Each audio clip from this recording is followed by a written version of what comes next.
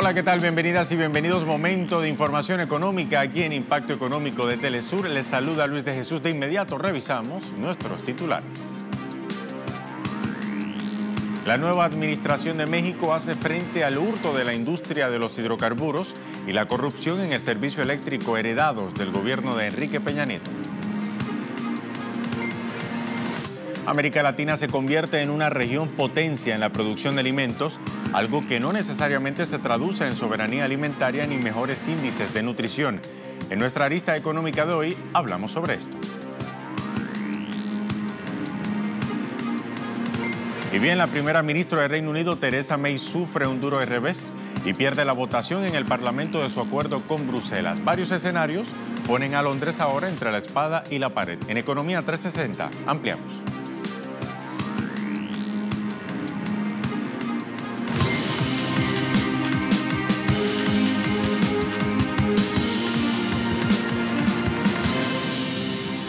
¿Qué tal? Iniciamos. Las pérdidas por hurtos no solo no ocasionan pérdidas a la industria de los hidrocarburos mexicanos.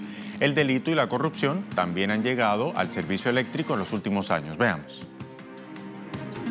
De acuerdo a la Comisión Federal de Electricidad Mexicana, entre los años 2013 y 2017 se registraron pérdidas por 27.308 millones de pesos anuales en promedio debido a daños no técnicos.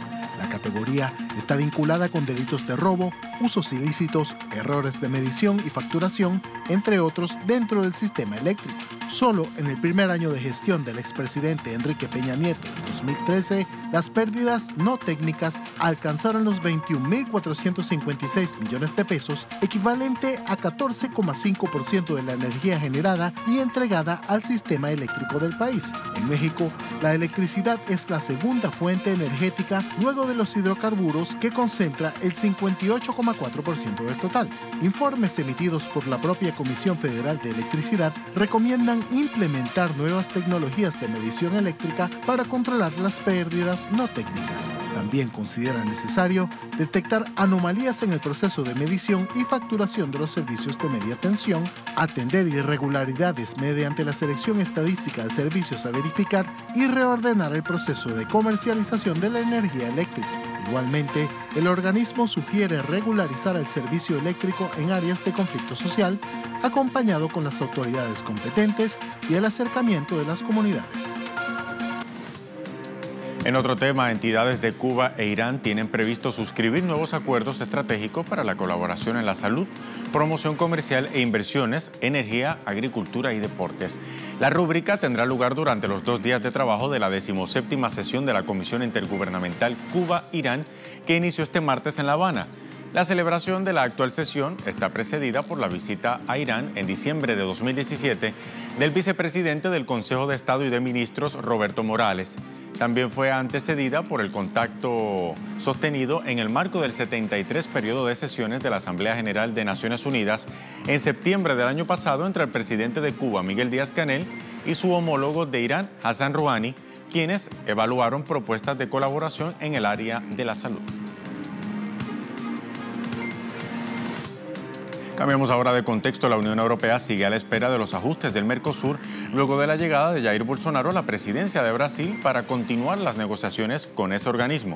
El bloque comunitario quiere que el Mercosur aclare cuáles serán las implicaciones del nuevo gobierno brasileño en la negociación del acuerdo comercial entre ambas partes. Bolsonaro, recordemos, ha expresado en reiteradas ocasiones su respaldo al agronegocio y su rotundo rechazo a las políticas ecológicas. Ante el plan de gobierno brasileño, el presidente de Francia, por ejemplo, Emmanuel Macron, ya advirtió en noviembre del año pasado que el Mercosur tendría que considerar el impacto del ejecutivo de Bolsonaro sobre las negociaciones y que su país no es favorable a firmar acuerdos comerciales con potencias que no respetan el Acuerdo de París. La Comisión Europea reiteró su compromiso con la consecución de un acuerdo, pero aclaró que el pacto solo se concluirá cuando se den las condiciones para ello. Viajamos ahora al Cono Sur. La deuda adquirida por Argentina bajo la actual administración de Cambiemos será muy difícil de pagar. Una reciente investigación de la consultora Ecolatina señala que el masivo endeudamiento generado por el gobierno de Mauricio Macri provocó un aumento acelerado de la carga de intereses al pasar del pago de 1,3 puntos del PIB en 2015 a 3,6 ahora en 2019.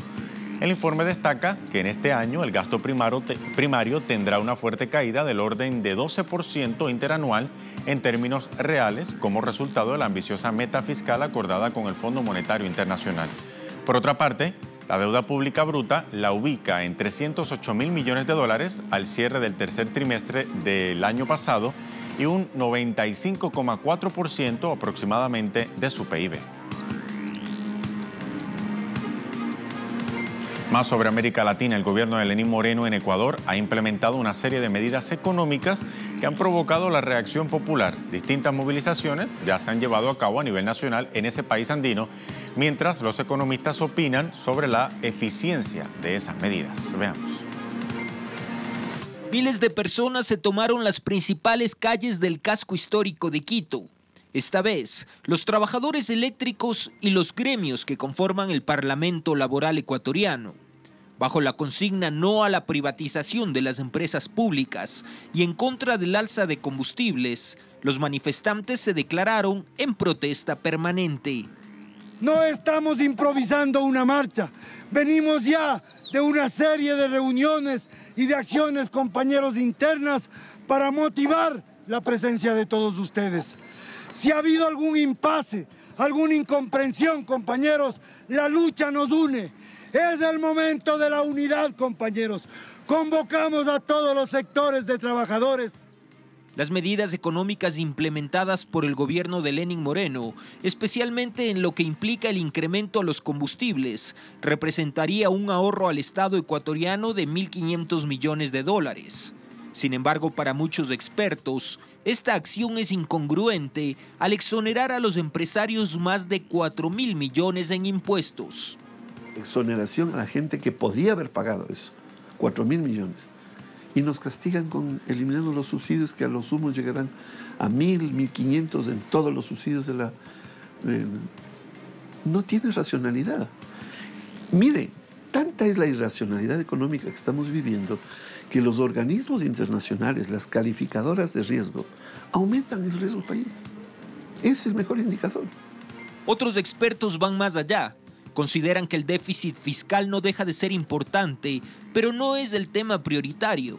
La ausencia de incentivos estratégicos en la producción, el incremento del desempleo y la falta de liquidez ahondan el problema. El problema urgente de la economía ecuatoriana es que lleva 4 años estancada. El problema urgente de la economía ecuatoriana es el problema monetario, reservas internacionales súper bajas porque salen más dólares de los que entran. Entonces, esos son problemas realmente emergentes, urgentes, mejor dicho, que hay que atender antes que atender el problema fiscal. Según el Ministerio de Economía y Finanzas, el déficit fiscal en Ecuador llegó a 3.332 millones de dólares al cierre del año 2018. 3% del Producto Interno Bruto PIB. Según el gobierno, la economía llegará a estabilizarse a través de las medidas aplicadas, contraria a la opinión de los expertos, quienes sostienen que la brecha y el déficit fiscal aumentará inevitablemente, dada la falta de acción y reacción del Estado. Cristian Salas, Telesur, Ecuador. Llegó el momento de hacer una primera pausa aquí en Impacto Económico. Al regreso revisamos nuestra arista económica, hablamos de América Latina, una región que ya tiene buenos números como una potencia alimentaria, pero no necesariamente eso se traduce en mejores índices de nutrición. ¿Por qué? La respuesta a la vuelta, ya venimos.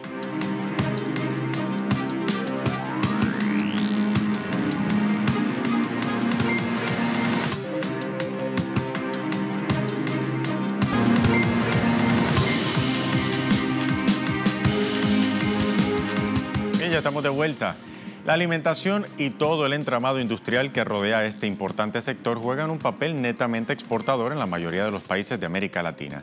Las estadísticas demuestran que la región se ha convertido en los últimos años en una potencia productora de alimentos. Sin embargo, esto no se ha traducido en soberanía alimentaria, mejores índices de nutrición, mejores condiciones para los productores y mucho menos más competitividad en ese sector. Esta es la situación de América Latina.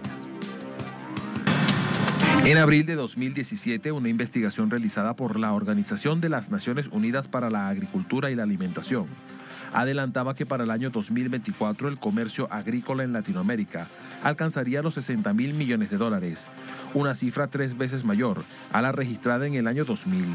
Durante los últimos 18 años, varios países de la región se posicionaron como importantes proveedores de alimentos básicos a nivel mundial, convirtiéndose en exportadores netos. Sin embargo, estas previsiones no fortalecieron el panorama de la seguridad alimentaria en la región.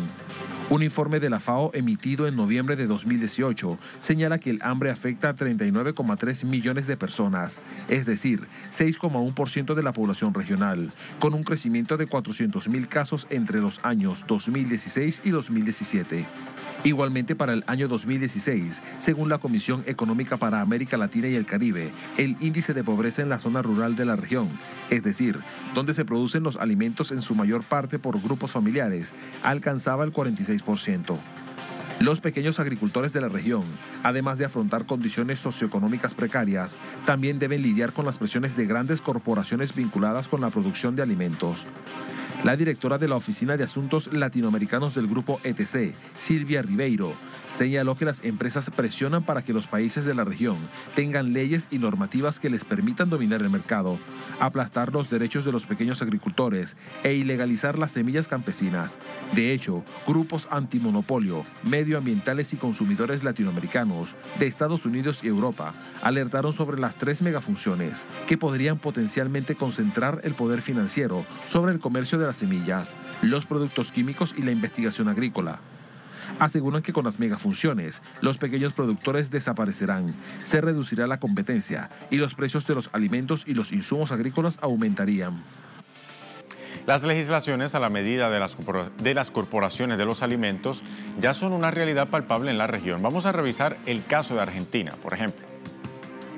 Diputada nacional por Unidad Ciudadana, Fernanda Vallejos, cuestionó el proyecto oficial de ley de semillas introducido en el Parlamento, debido a que el documento busca garantizarle 3.000 millones de dólares al año a la corporación Monsanto y transfiere 13.000 millones de pesos por año del Estado a los grandes productores. Al respecto, la Federación Agraria Argentina dice que la propuesta del actual gobierno argentino encarecerá los costos de productores locales en 600 millones de dólares por año durante los próximos 5 años. El portal argentino Página 12 asegura que el oficialismo en el Congreso había dado el primer paso para avanzar en la aprobación de la nueva ley de semillas, con la que se aumenta el control y el cobro de regalías por la utilización de semillas patentadas, que finalmente se alinea con una iniciativa exigida por las multinacionales semilleras. Claro está, y hay que decirlo que hay un sector de la población donde recae la mayoría de las repercusiones negativas en el proceso de concentración del poder en la agroindustria. La apreciación que hace la secretaria de la OCDE se aplica para nuestra región y también otras regiones del mundo. Veamos. En el mes de octubre de 2016, desde un foro internacional en Perú, el secretario de la Organización para la Cooperación y el Desarrollo Económico, OCDE, Ángel Gurria, aseguraba que los pobres eran los más afectados por los monopolios y los oligopolios de la alimentación. De acuerdo al funcionario, este sector socioeconómico debe pagar entre el 30 y 40% más por los alimentos que consumen, por la falta de competencia en el mercado de alimentos. Según la Secretaría del OCDE, la competencia es fundamental para la justicia social, porque permite que las personas puedan escoger la canasta básica a mejor precio. También permite que los usuarios sean más soberanos y que los empresarios ya no dicten las reglas, porque los precios se abaratan. Momento de una segunda pausa. Aquí en Impacto Económico, al regreso revisamos Economía 360, hablamos de Reino Unido. El Parlamento británico rechazó hoy el acuerdo que tenía la primera ministra Theresa May con la Unión Europea. Esto y más, a la vuelta. Ya venimos.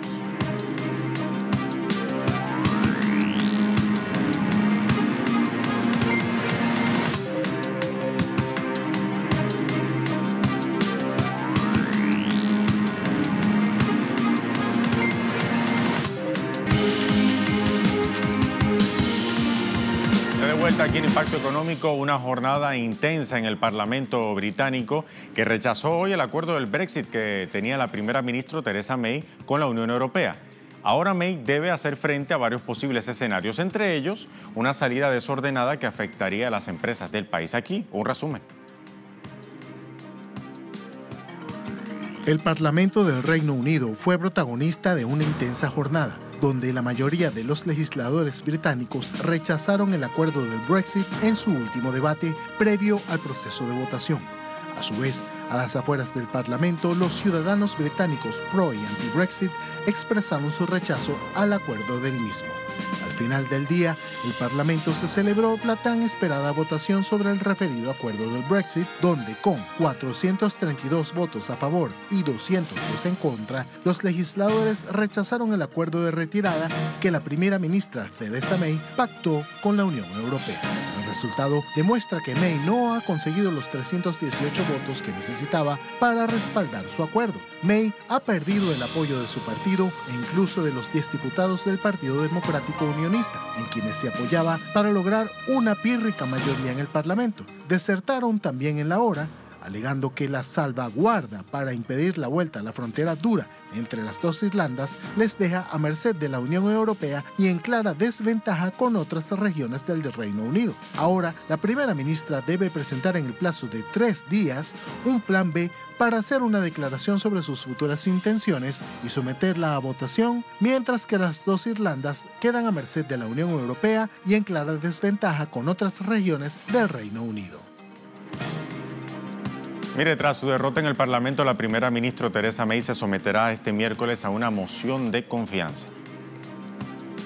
La primera ministra Theresa May ha anunciado que se someterá este miércoles a una moción de confianza tras perder la votación del Brexit en el Parlamento por 230 votos de diferencia. Si el Parlamento británico le da su confianza, May negociará con la Unión Europea un nuevo acuerdo del Brexit que cuente con el aval de los grupos parlamentarios. Primero, debemos confirmar si este gobierno aún disfruta de la confianza de la Casa. Creo que sí, pero dada la magnitud e importancia del voto de esta noche, es correcto que otros tengan la oportunidad de probar esa pregunta si desean hacerlo. Por lo tanto, puedo confirmar que si la oposición oficial presenta una moción de confianza esta noche en la forma requerida por la ley de parlamentos de plazo fijo, el gobierno tomará tiempo para debatir esa moción mañana. El líder de la oposición, el laborista Jeremy Corbyn, aprovechó la derrota del acuerdo de May para presentar una moción de censura en contra de la primera ministra y reiterar la petición de unas elecciones anticipadas. Corbyn catalogó como catastrófica la derrota sufrida por May, la mayor sufrida por un gobierno británico desde los años 20. Según él, el laborista culpó personalmente a la Premier de velar únicamente por los intereses de su partido en la desastrosa negociación de los 2 últimos años. El problema más importante que enfrentamos es que el gobierno ha perdido la confianza de esta casa y de este país.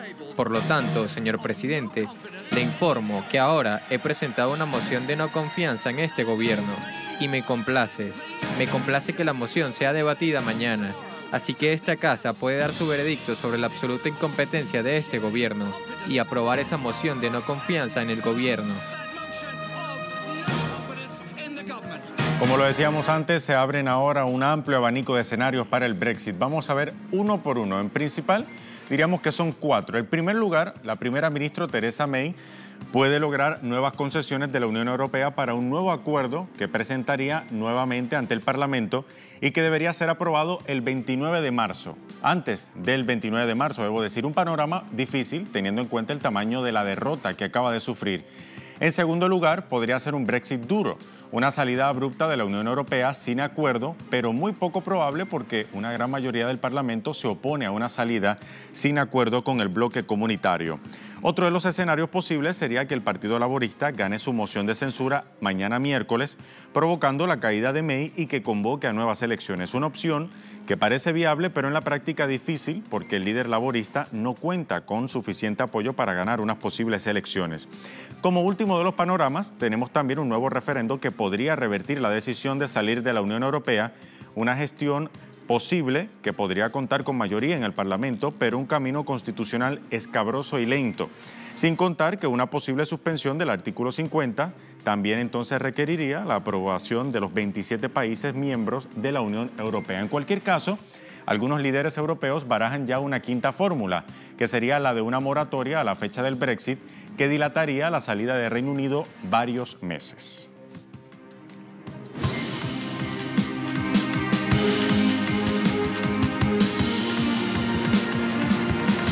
Cambiamos ahora de contexto. El presidente de Estados Unidos, Donald Trump, defendió sus duras políticas comerciales ante los agricultores afectados, decepcionando a quienes esperaban un plan para resolver el conflicto. En un discurso en la convención anual de la Federación Estadounidense de Oficinas Agrícolas, el presidente Donald Trump dedicó gran parte de su discurso a explicar por qué Estados Unidos necesita un muro en la frontera sur y dijo que sus políticas comerciales ofrecerían beneficios a largo plazo al país. Explicó además que necesita generar seguridad fronteriza para ayudar a los agricultores a obtener los trabajadores que necesitan para sus campos. Sin embargo, Trump no abordó los retrasos en los pagos de ayuda, pero elogió a los agricultores que se hayan mantenido leales a él, mientras el cierre del gobierno lleva ya 24 días vigente. Momento de revisar los indicadores del precio del crudo al cierre de la jornada de este martes. Lo hacemos como de costumbre, iniciando con el precio del barril de petróleo intermedio de Texas. El WTI, ahí lo tiene, marcó $51,73, subió 2,17%. Revisamos entonces el barril del Brent de referencia en Europa, se ubicó hoy en $60,19, perdiendo en su caso 1,83% frente a la jornada anterior. Y culminamos entonces con el crudo venezolano, que se ubica hoy en 348,12 yuanes. Se encuentra al alza. Así terminamos entonces esta edición de Impacto Económico. Síganos en redes sociales, en Twitter, @TelesurTV, @TelesurImpacto. Hasta la próxima.